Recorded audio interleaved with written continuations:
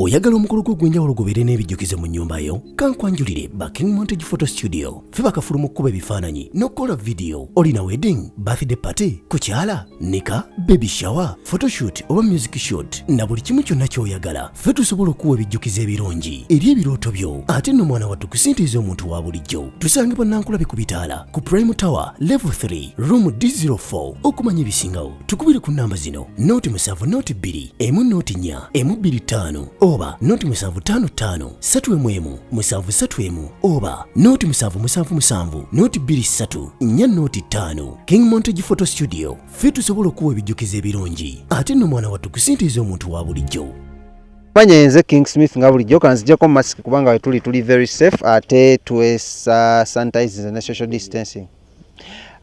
Nkola mukulu Lawrence ko kamera producer wange ate nga abateka mu sente sibale banafa ba King Montage Studios abasangi bawo Ennankulabe mbogera with a lot of pride kubanga ndabye ku mirimu gyabwe nga bagikola ate nga bagikola n'obwesimbu n'obuvunanyizibwa obw'ekika ekya waggulu. Yagala omukolo okuli embaga kuhinjirwa kukyala akina birthday party photoshoot bekwate bakubire ku 0702104125 bajja kwa kutusako services zaabwe bulungi nyonyonyo maridadi sana oba bachaire ko offices zaabwe Ennankulabe ku Bitaala ekizimbe kya Prime Tower Level 3 studio eri ku D04 oba basanga awe nyino nakulero sirina mulala munzikirize ndi n'omukulu amanyiddwa nga Walton musajja wansasagge nnyo musajja muntu wa bintu bya bitabo nnyo bintu byakubeera mu administration tumulabyeko mu ntalo nyingi nyeza Abayimbi tumulako mu ntalo nyingi nyeza enendala zesijja kwogera yakave Gulu fresh from Gulu agenda kuba tuli atuuka eri nga bamugamba awo tatodda Kampala kubanga eno gyoli olabika oli waka.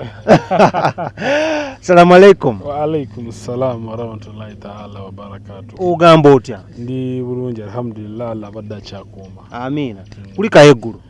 Navuddeyo. Abasinga bagamba ogende Gulu batogenze mu Gulu. How true is that and how false is that? Gulu city. Kyembanyi ogende Gulu city atenze kuba nvalira so wali aba neighbor baffe baganda bange nabadde waka.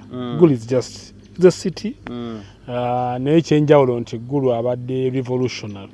Nti revolution okulabanga naddala music industry ekyuka. Nti January yasalawo handling ensonga z'abayimbi azandolingire Gulu zisobole okubanga zikyuka mpolampola omuyimbi asobole okweyagala.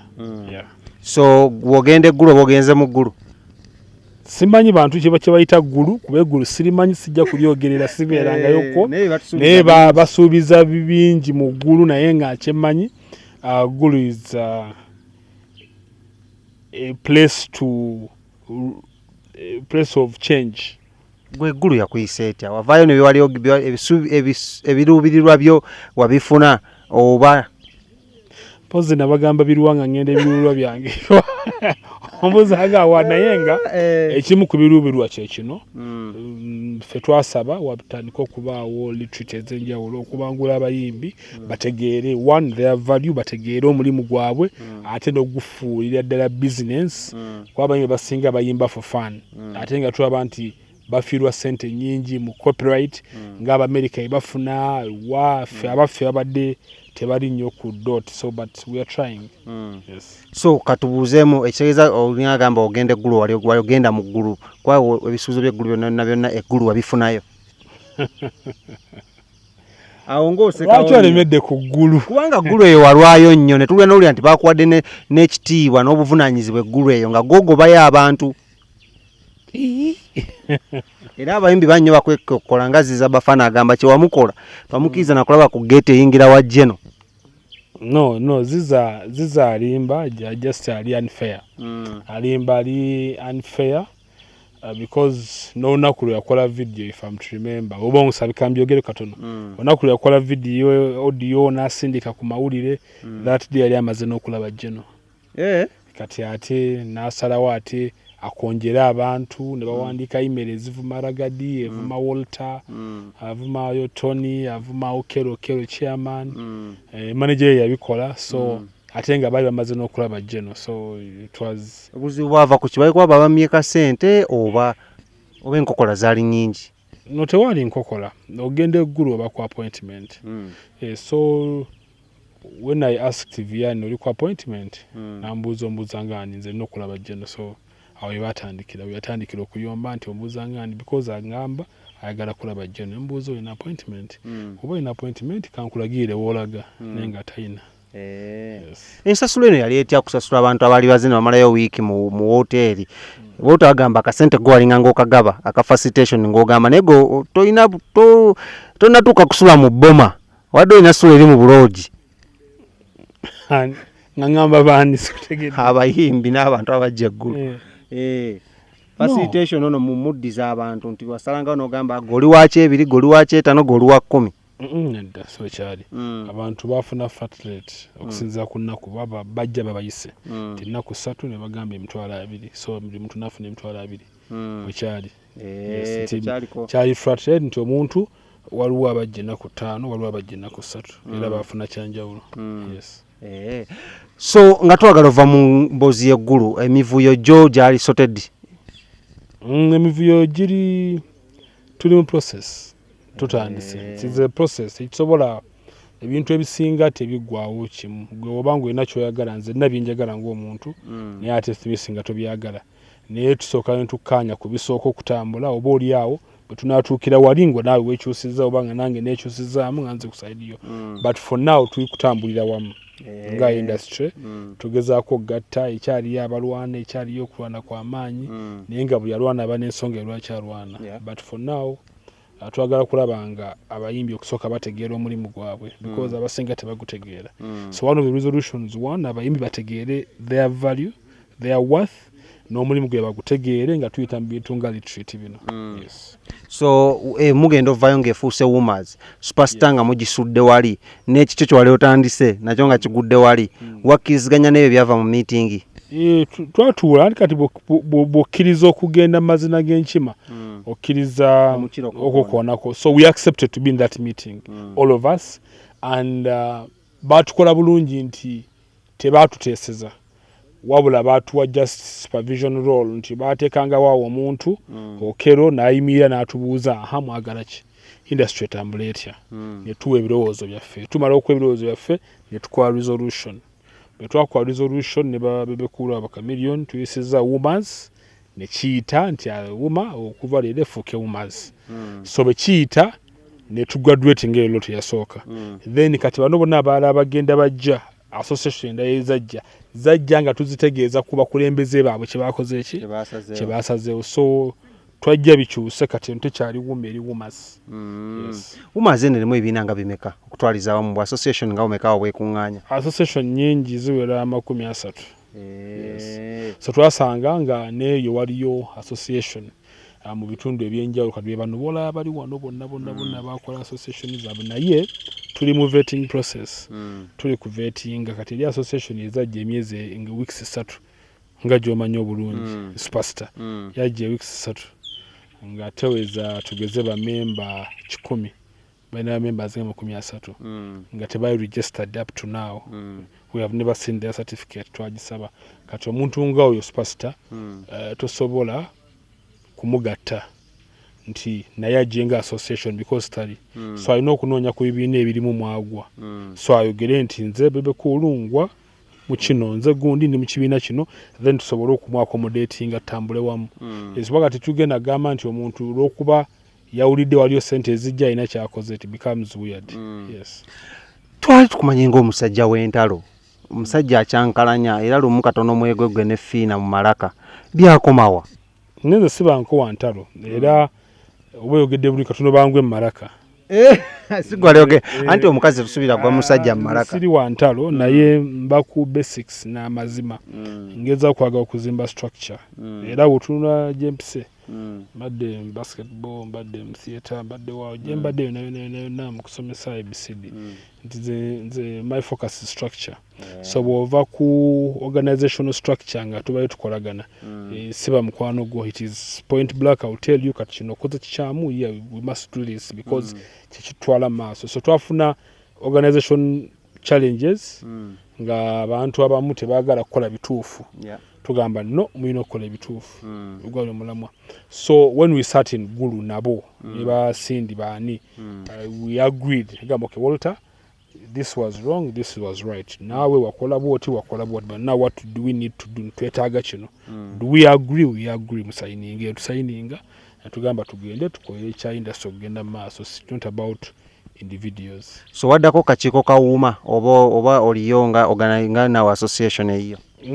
Siriyo nga association ate siri ku kakiiko naye we literally agreed nti I come and help to restructure. So we are in the restructuring process.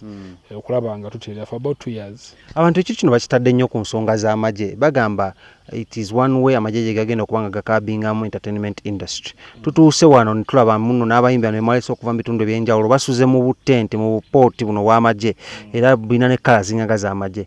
Are you guys training soldiers, musical soldiers abagenda okukabinga omuntu yenna ayagala okuvayo okulaga political affiliations ze? I don't think your intention. Abantu Smith bugaziya ekintu mu mwagala kigaziya okusutinga abantu kye balowooza naye the intention. No, for us to represent ebintu by'abantu. I think because it is genocide yewaddeyo gamba nti no industry tufiirwa sente nyingi nga government tugezeko gitereeza. I think olw'okuba yeye nti ate musirikale retired general abantu balowooza nti bintu bya kisirikale naye ekirungi weemuli tusambuleeko mu kusoma kwaffe olabe tewali mbeera ya kisirikale n'emu eri mu bantu wadde mubasuziza nga basirikale. Tewali. This is camp. Twaze mu retreat. It's a retreat and camping. Twaze okubeerako ffenna because okuva abalonda kazi babaye tebamanyi babalonda siri muwuma nga siriiwo. So tuzze okubeerako ffenna netugamba because we have no money anyway. If we had the money twandigenze wano waliwo hotels nyingi ez'amaanyi tusasula because we don't have money netupangisa simple tents but in the night twabadde jjo kumulira awo we are having fun tunyumirwa understanding each other netwebaka. And secondly buli kintu kyolaba ekitambula Smith waliwo abantu abasacrificinga ffe tulese obuliri bwaffe obulungi tuzze tusule mu butenti obwo n'enkuba yatukubye jjo ekisonriko lyatukubye because abantu abaana bennyini bagenze ne batempaninga ne tents nga bazisibya abamu twatempaninze nazo nga we don't know nti tetulina kikuba enkuba netukuba but in the end of the day we are sacrificing for this industry to be better. Era tutulisure nti by in 2 years ojja kubanga tukyajoga muyimbi oba abayimbi ajja kuba tebakyatujoga kuba naffe atujoga nnyo. Mwabatujoga abayimbi tetugenda mwabatujoga era mutuse notutiisatiisa mujja tuyira acidi mujja tutta mwenga abakulembeze bawuma bayire kakyogere kumukoze muti okulaba munno abayimbi tebatiisatiisa ffe bannamawulire. Oyagala omukolo gw'enjawulo gubeere n'ebijjukize mu nnyumba yo? Kankwanjulire King Montage Photo Studio. Ffe bakafuluma okukuba ebifaananyi n'okukola video. Olina wedding, birthday party, kukyala, nika, baby shower, photoshoot oba music shoot na buli kimu kyonna ky'oyagala. Ffe tusobola okuwa ebijjukize ebirungi eri ebirooto byo ate nno mwana wattu kusintiiza omuntu wa bulijjo. Tusangibwa Nankulabe ku Bitaala ku Prime Tower Level 3 Room D04. Okumanya ebisingawo tukubire ku namba zino: 0702 104 125 oba 0755 311 731 oba 0777 223 405. King Montage Photo Studio. Ffe tusobola okuwa ebijjukize ebirungi ate nno mwana wattu kusintiiza omuntu wa bulijjo. Nze neddembe okunyiiga nawe neddembe okunyiiga and sometimes abantu ebanyiiga kiri very important nti abamu tebamanyi how to control ate si yabeerawo ayogera ekintu ate bw'omuza bayi naga mwana oba nabaddeko ki munsonyiwe. So I think we should understand that abantu banyiigagana but I think era bajja kutereera batereera kati sure. Yuma mwakiyingiramu? Nali sinadda. So tukusuubira okuddayo eggulu? Kudda nga bampise kagasaba neetaaga nja kugende bataneetaaga sijja. Jena kyali eggulu tuli abagamba yavaayo kituufu? Abantu bagamba yavaayo kati because abayimbi wali mu kisusiza. Simanyi gyali. Gwe wali ovaayo kyali sinze assistant we simanyi gyali nze navuga motoka yange nenkomawo. Kyali kyakutwala kyali kiwedde? Navuga motoka yange nenkomawo simanyi gyali. So abayimbi bano be muleese abasinga tebamanyikiddwa. Omuntu ayinza okulowooza mwalonzeronze mu katale bagundi basiisi ba chips ne mugamba nga mwagala kulirako kasente ka microfinance. Tumutese ensonga abantu problem bamanyi nti kati abantu babuuza abayimbi baliwa be bayimbi ki?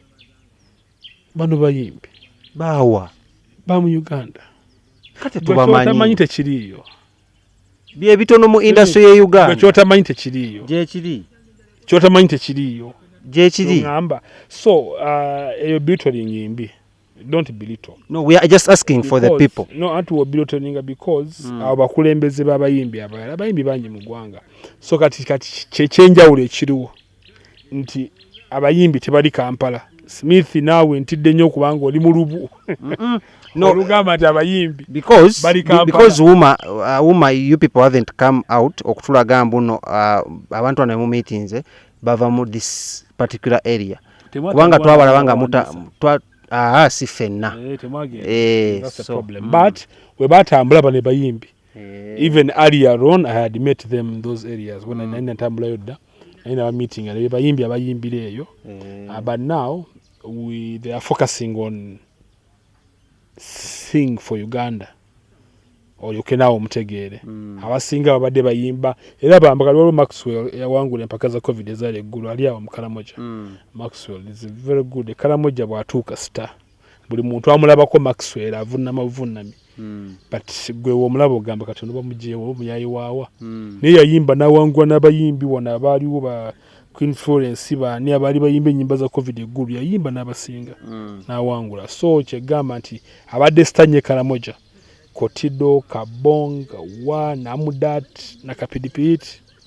Now we want some of them creating ground. Nga association ezibatwala. Creating ground y'amaanyi bayimbe for Uganda. Okay, nga twagala okumaliriza ekintu kino mwenga mmwe bawota mukifunira muwa. Kwata muyinza kutugamba musula wabweru just for just. Katonda ajja kutusasula. Secondly, there is a there is a calling. Buli muntu abane calling. Otanjala tubeere ba mazima eri eggwanga lyaffe. Tolya mu nsi y'olukwe. Tugenjaga nawo ombuulire mazima gukagoba ombuulira. Smith, ofune omutwalo gwa $1 mu bino byokola ku YouTube. Nedda. Ogufuna. Nedda. Baiba kwadeke 13. Nedda. Ate 10. Nedda. Lwaki okya no tuku interviewing buli lunaku. Kuno mulimu gwange gwe nasoma. Ofunamu sente. Nfunamu. Ozijja wazo ofunamu. Ku mulimu bansasula. Ku TV gye nkolera. No, tuvude ku TV bakuwaye kasi nange ndaje nkolera. Nange KU ensasula. Neno ivisize time nyingi nnyo. Uliza KU percent zange buli mwezi. Ensasula bulungi. That is okay. Naye tuli mu woman n'abantu abalala. Fina kiyali emusasula. Akola ku kiyali. Njimani. Oshitegere emusasula buli mwezi gyakola. Sindi yakoze boutique ali concentrated yeyo. Naye there is passion okuyamba abantu naawe ekikuleeta. Ndaba stories ez'amaanyi z'okola n'oleeta abantu abali mu nnaku abakola bikya success stories okikola every day because you have a calling. Era bw'olifa. Professor Bamyo bayatugamba bw'olifa betujja okwogerako. Omusajja ono ebbanga lyamaze ku nsabadde. Kyagala tugamba muno Wuma is not facilitated in any way. No, we are not facilitated, but we are in the plan. The 3 months we spent in Gulu, we were making ways of how to get facilitated by government. Okusoka government yatutegeera, but the government yatukwasa microfinance support center. That is now, we are now trying to generate income. Okubaga kati bajje, okumanya bajja tebanana kutwesiga, kyovula ababeerako. Era babanga bebajja emisasula lanchi yaabwe ffe tujja buzi kwebaka kwebaka entugenda. They are doing that because government yaite tena tutegeera, but they are trying. They are trying. We have a budget je twateekayo more than 100 billions twaziteekayo. We are praying hard bagiise ba sente sobola okujja, so tugezaako kulanga tufuna way. So we are hoping for the future. Masa omujja kulyanga bana. Tujja kuzirya nno. Nga zijja. Bazinajja. Tetukolera wo mazima. Wota ebigambo ebisemba eri abawagizi b'omuziki e Kampala. Bwiranga omuntu abawagizi b'omuziki. Abanengenda kukola video ya kwata mpola. Jiwa bakingi montage bagiyimbe bagikwate. Video ya kwata mpola. Era balindira abawagizi bange music ebintu bingi. Bakunyenya muno oddayo mu studio. oyo gwe bayitawo fina yamunyamaga ayimba luyimba nekera yakera mu studio n'akuba tune kati agenda gikolera video. Anyways, he's one of the wonderful administrators. Neda sebo twakola oli kavuyo twakola luli oli mu kavuyo kakati ne tukola kwata mpola olwa love kwata mpola munange tsomenye omutima gwange akayimba bajja kaba amanya yenze King Smith nkola n'omukola wanyidwanga Salores abateka mu sente sibala banafu ba King Montage Studios awe nankola mubekwate ku 0702 104125 oba 0755 mugenda okusubscribinga wano ku YouTube channel yaffe. Oyagala omukolo gw'enjawulo gubeere n'ebijjukize mu nnyumba yo kankwanjulire ba King Montage Photo Studio fe bakafulu mu kkuba ebifaananyi n'okola video. Olina wedding, birthday party, kukyala, nika, baby shower, photoshoot oba music shoot na buli kimu kyonna ky'oyagala fe tusobola okuwa ebijjukize ebirungi eri ebirooto byo ate nno mwana wattu kusintiiza omuntu wa bulijjo. Tusange bannankulabe ku bitaala ku Prime Tower Level 3 Room D04 okumanya ebisingawo tukubire ku namba zino noti 7 noti 2 emu noti 4 emu 25 oba noti 755 7 7 oba noti 777 noti 23 4 noti 5. King Montage Photo Studio fe tusobola okuwa ebijjukize ebirungi ate nno mwana wattu kusintiiza omuntu wa bulijjo.